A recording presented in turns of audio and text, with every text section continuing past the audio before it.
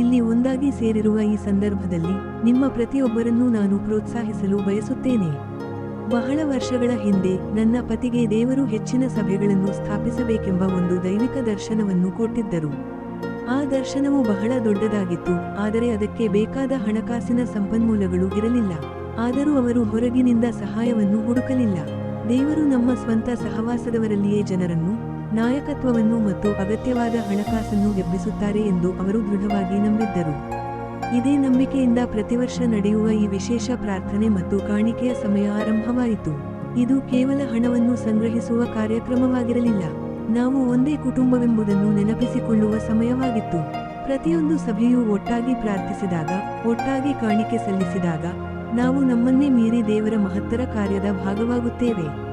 ಪ್ರತಿಯೊಂದು ಕಾಣಿಕೆಯೂ ಹೊಸ ಸಭೆಗಳನ್ನು ಸ್ಥಾಪಿಸಲು ಬಳಸಲ್ಪಡುತ್ತದೆ.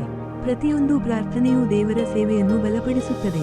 ಇಂದು ನಾವು ಹಿಂದಿರುಗಿ ನೋಡಿದಾಗ ದೇವರ ನಂಬಿಗಸ್ತಿಕೆಯನ್ನು ಸ್ಪಷ್ಟವಾಗಿ ಕಾಣುತ್ತೇವೆ. 1983ರಲ್ಲಿ ಒಂದು ಸಭೆಯಿಂದ ಆರಂಭವಾದ ಈ ಸೇವೆಯನ್ನು ಕರ್ತನು ಇಂದು 150ಕ್ಕಿಂತ ಹೆಚ್ಚು ಸಭೆಗಳಾಗಿ ವಿಸ್ತರಿಸಿದ್ದಾನೆ. ಇದು ಎಂತಹ ಅದ್ಭುತ ಸಾಕ್ಷಿಯಾಗಿದೆ. ದೇವಜನರು ಪ್ರಾರ್ಥಿಸಿದ ಕಾರಣ, ತ್ಯಾಗಭಾವದಿಂದ ಕಾಣಿಕೆ ಸಲ್ಲಿಸಿದ ಕಾರಣ ಮತ್ತು ಒಂದಾಗಿ ನಿಂತ ಕಾರಣ ಈ ಕಾರ್ಯ ಸಾಧ್ಯವಾಯಿತು. ಆದ್ದರಿಂದ ನನ್ನ ಪ್ರೋತ್ಸಾಹದ ಮಾತು ಇದೇ ನಂಬಿಕೆ, ಇದೇ ದರ್ಶನ ಮತ್ತು ಇದೇ ಧ್ಯೇಯದೊಂದಿಗೆ ಈ ಪರಂಪರೆಯನ್ನು ಮುಂದುವರಿಸೋಣ. ಒಬ್ಬರಿಗಾಗಿ ಮತ್ತೊಬ್ಬರು ಪ್ರಾರ್ಥಿಸೋಣ. ಸಂತೋಷದ ಹೃದಯದಿಂದ ಕಾಣಿಕೆ ಸಲ್ಲಿಸೋಣ. ಕರ್ನಾಟಕ, ಕೇರಳ, ತಮಿಳುನಾಡು ಹಾಗೂ ಅದರಾಚೆಗೂ ಇನ್ನೂ ಅನೇಕ ಸಭೆಗಳನ್ನು ದೇವರು ಸ್ಥಾಪಿಸುತ್ತಾನೆ ಎಂದು ವಿಶ್ವಾಸದಿಂದ ಮುಂದುವರಿಯೋಣ. ಪ್ರತಿಯೊಂದು ಪ್ರಾರ್ಥನೆಯೂ ಅಮೂಲ್ಯವಾಗಿದೆ. ಪ್ರತಿಯೊಂದು ಕಾಣಿಕೆಯೂ ಅಮೂಲ್ಯವಾಗಿದೆ. ದೇವರು ಮಾಡುತ್ತಿರುವ ಈ ಮಹತ್ತರ ಕಾರ್ಯದಲ್ಲಿ ನಮ್ಮ ಪ್ರತಿಯೊಬ್ಬರಿಗೂ ಒಂದು ಪ್ರಮುಖ ಪಾತ್ರವಿದೆ.